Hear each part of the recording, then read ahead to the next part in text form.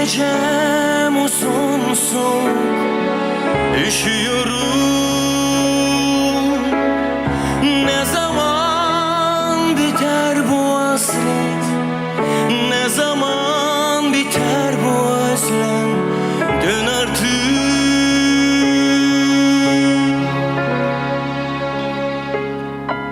Şu an son mektubun elimde, gözyaşlarım da var üzerinde. Yazarken ağlamışsın sevgilim, dayanmaz bu yüreğimle. Aklımda son veda günü, duruşun, bana bakışların, gözlerinden, dudaklarından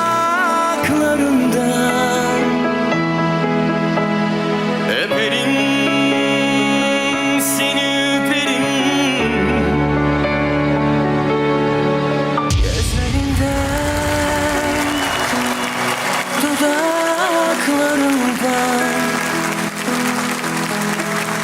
öperim, seni öperim.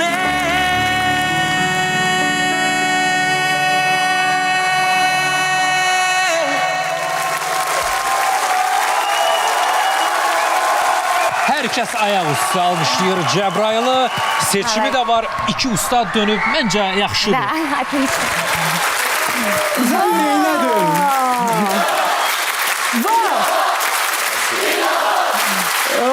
Teşekkür ederim. Cebrail Resulullah. Ben hiç tanımadım onu.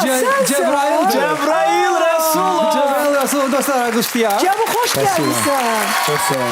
Adım Cəbrayıl, yaşım 40, şəhər Bakı. Çok teşekkür ederim. Rafet nidaları düzgün koymur ama çok maraqlıdır ki o nidaları düzgün koymamaqla da o insanları cəlb eləyə bildi. Ve sen bu repertuar qəşəng idi.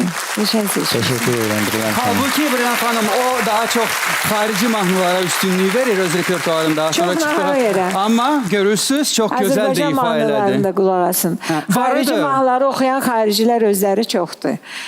Ama sənin mən baxdım səs diapazonunda səsinin gücü də əlbəttə bu zarafatdır, mən Eldarla eləyirəm. Amma səsinin gücü, səs diapazonun bütünlüklə hakimsən də səhnəyə. Aferin.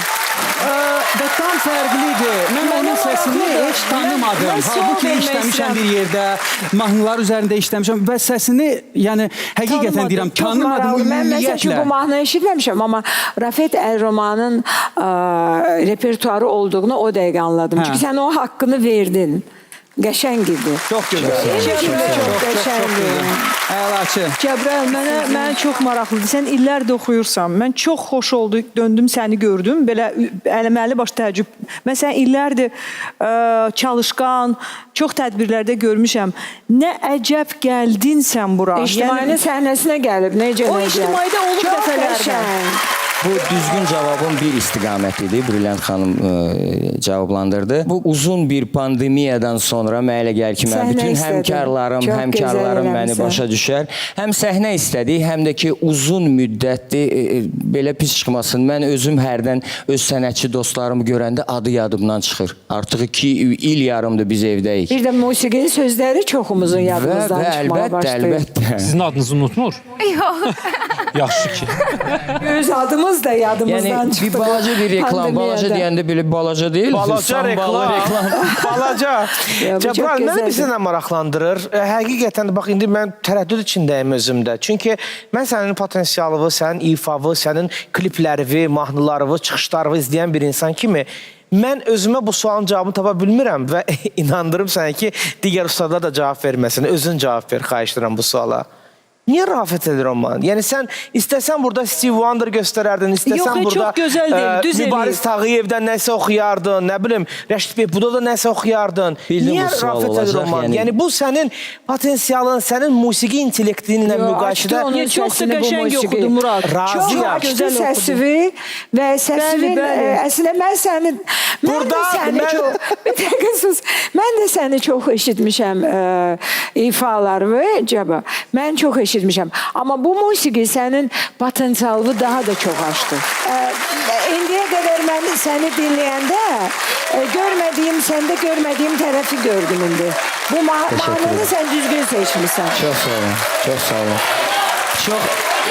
Çox sağ olun bütün izləyicilər sağ olsun. Çox ürəyüzü çəkməyəcəm. Eldar mənim dostumdur, Murad Arif mənim dostumdur. Tunzalə xanımı я вас очень люблю, уважаю. Mən Brilliant xanımı seçirəm. Mənə elə gəlir ki, Eldar sən başa düşərsən.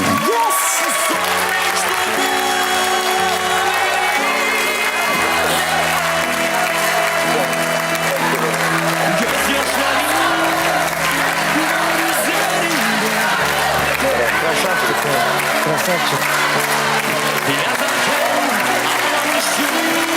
Hoş gelmişsin, hoş gelmişsin, hoş gelmişsin. Тебе удачи. Молодчина. Молодчина. Добро пожаловать. Görüşürüz. Çox sağ olun.